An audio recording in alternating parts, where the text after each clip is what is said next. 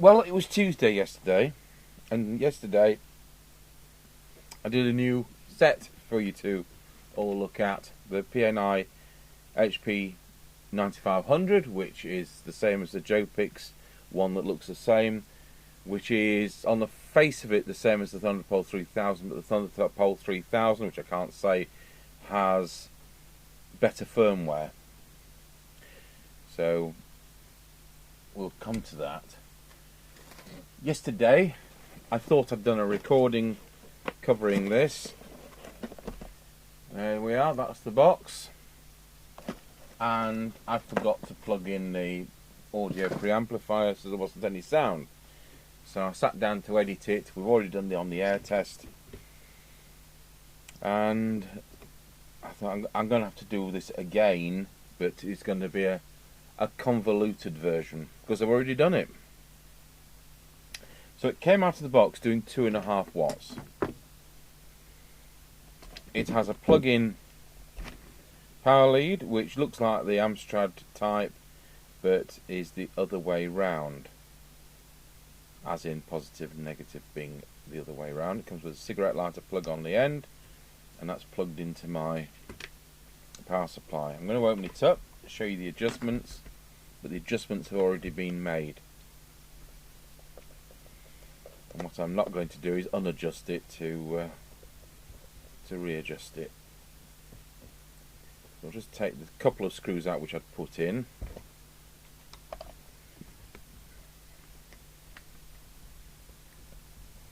This video will probably take 10 minutes instead of the 35 minutes that the original video was going to be. But it can go through one or two things with you.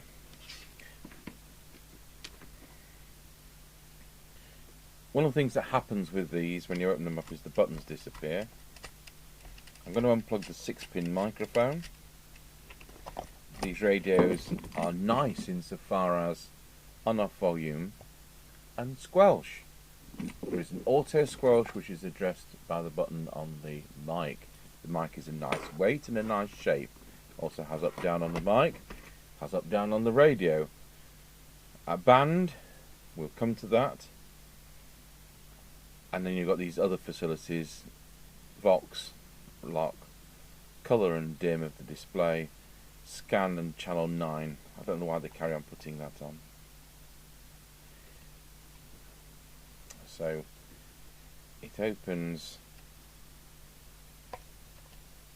one way or the other, and the buttons of course disappear.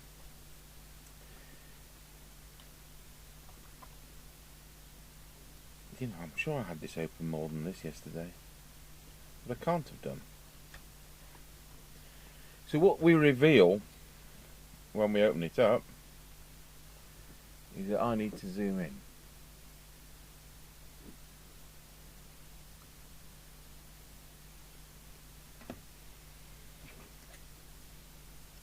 So we've got, it says on this FM mod, that means deviation. It's got power 1 watt and high power, and between them we can manipulate 4 watts out of the radio. I think the power 1 watt was from the days gone by when you got Germany with 1 watt on AM. So I have adjusted this for a full 4 watts. As I said, it came out 2.5. It came out of the box doing 2 kilohertz deviation, which is adequate. It's now doing 2.2. So it's not one of those really quiet sets. You have further 2 adjustments on here. I think the top one is for the external microphone. I may be wrong, it may be modulation depth. So that's so you can do Vox, standard Kenwood type of arrangement. And the lower one is AM deviation. And I went through that on the video. And we got 95%, which is excellent. We could have had 100%, but I don't want 100%. So, we'll power it up. And I will show you the sensitivity, I'll show you the power.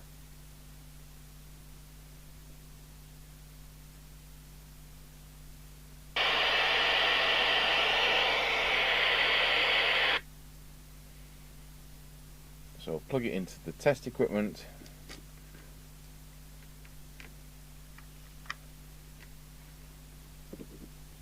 I'll return the camera to its normal position.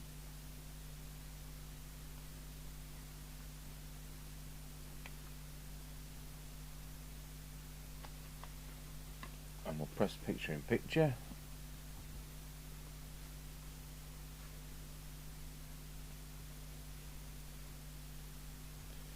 I'll actually put this back together.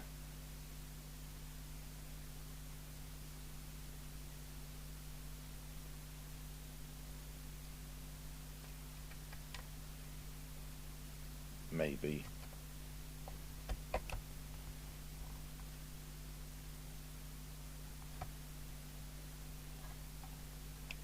I've gone and pressed the lock button, haven't I?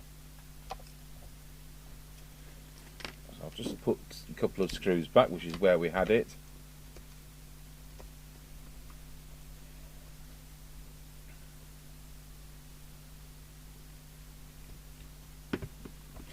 So the firmware on the Thunderpole 3000, when you press the band switch, supposing you, bearing in mind I'm talking to you as a UK user,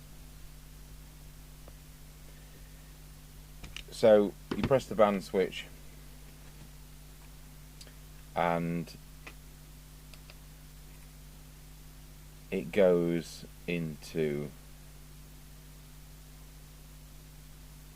CEPT FM, then it goes into CEPT AM, and then it goes into UK FM, and so on. But on this version, like the Jopix, it doesn't.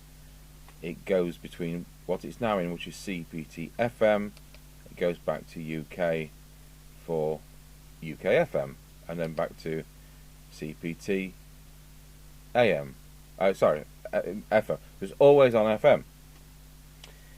So you've got to reprogram it, but it's actually not a swine to reprogram it. There's none of this switching on and off. It's a long press of the band switch. And then we can select the country we're in. And if we wanted AM to use in the UK, which we are entitled to on post 2014 sets, I've got to put the mic in. I've forgotten that, and then press PTT to lock it in.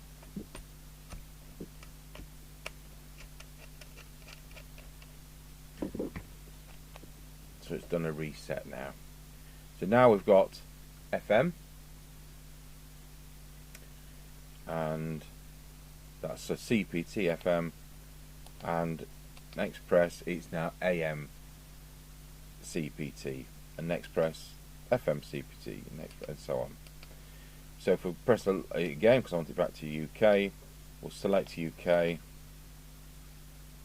press the PTT, that locks it in. Now when we press the band switch, as it was before, it says at the moment it's on UK FM, it says UK.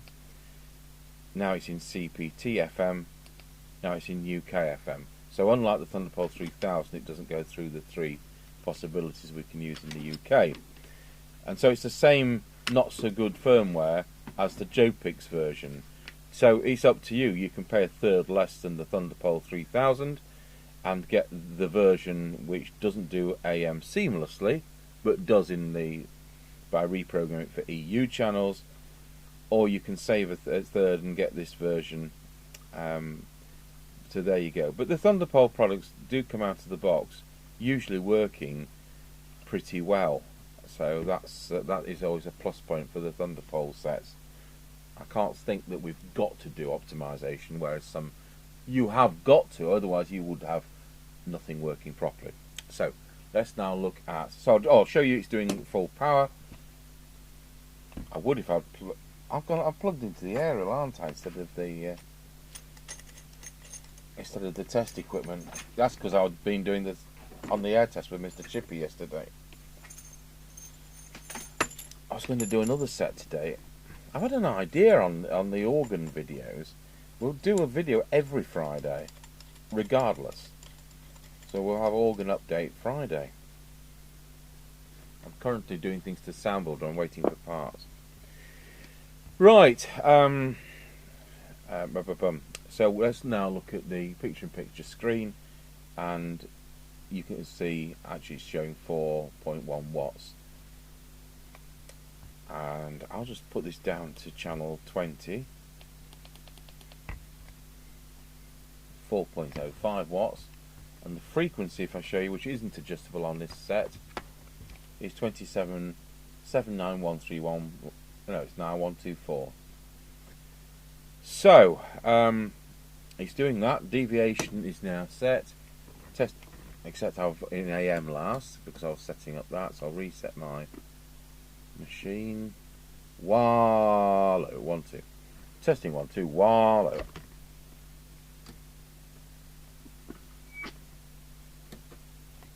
Testing 1 2 1 2 1 2. Wallow. So there we have that, and I'm not showing it you, so I'll just do that again. Testing 1 2. Testing 1 2. Wallow. So we've got the 2.2 maximum of 2.5, which we're looking for on the FM. So I've set that up in the way I've shown you. Let's look at receive. Let's put our cyanide meter on. There aren't any adjustments for the receive. There's only the adjustments I've shown you. I can't find any hidden menus. Let's look at the cyanide meter. Well, I can't see any relevant hidden menus, shall I say. So, wrong one. It's number that one. So, if I put the signal generator on,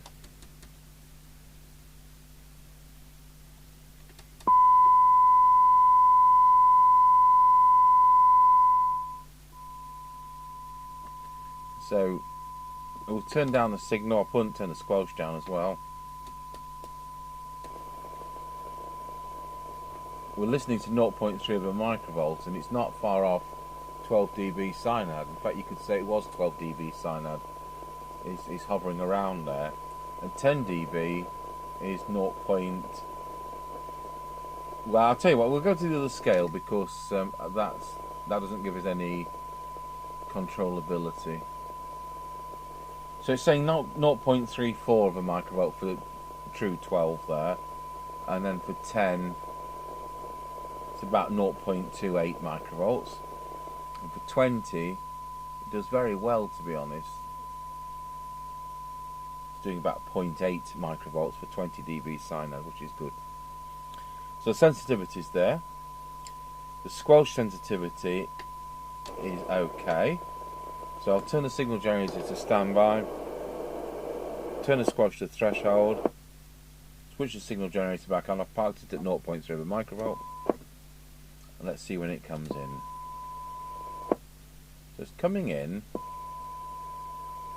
at 0.48, and it's leaving about 0.32.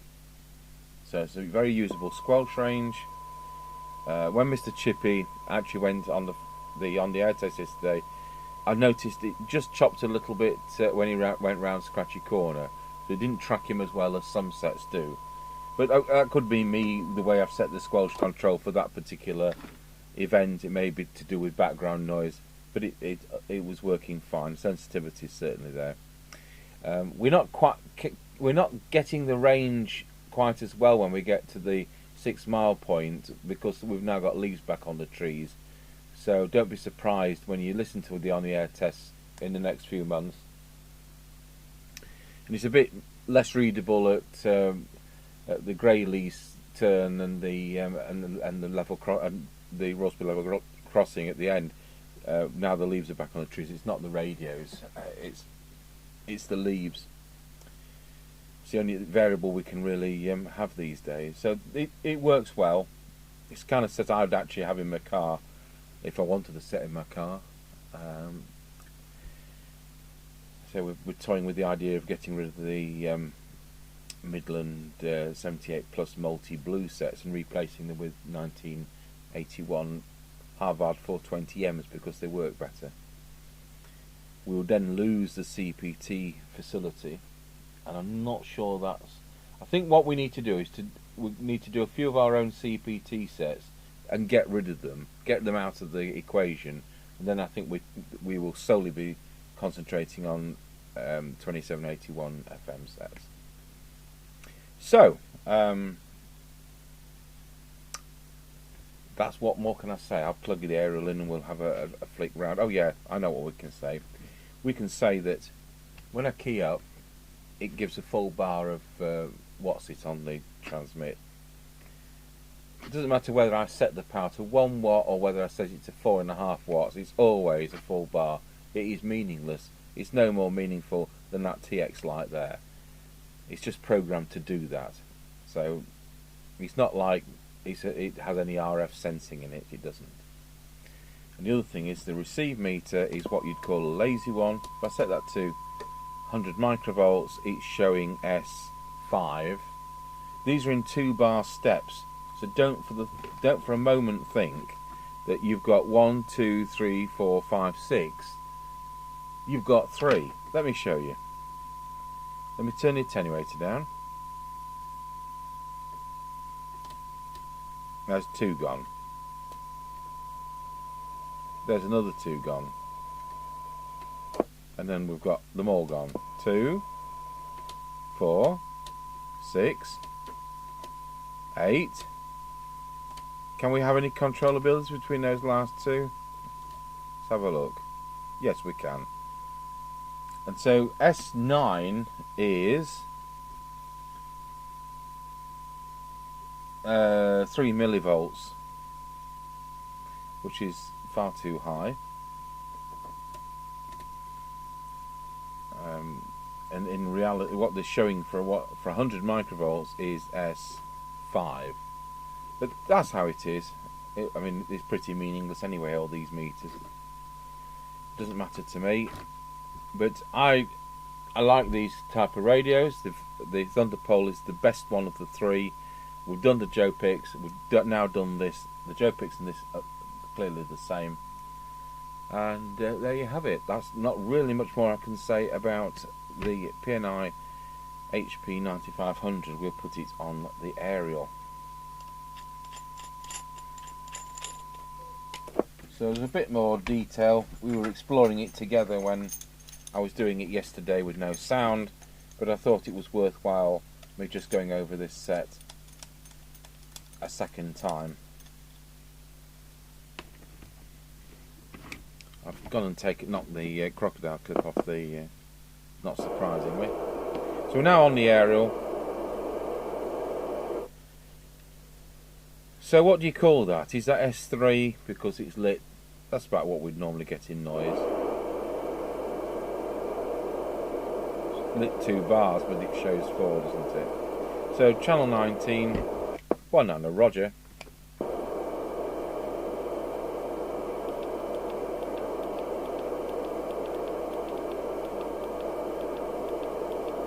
Remember, I'm 35 miles from Nottingham, 30 miles from Lincoln, middle of nowhere. It's just how the farmers like using channel 9.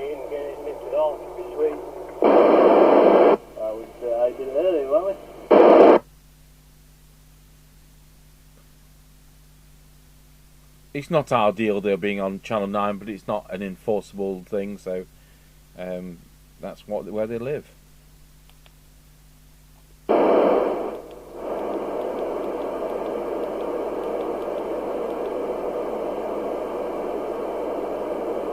Those farmers, incidentally, about 4 miles from me.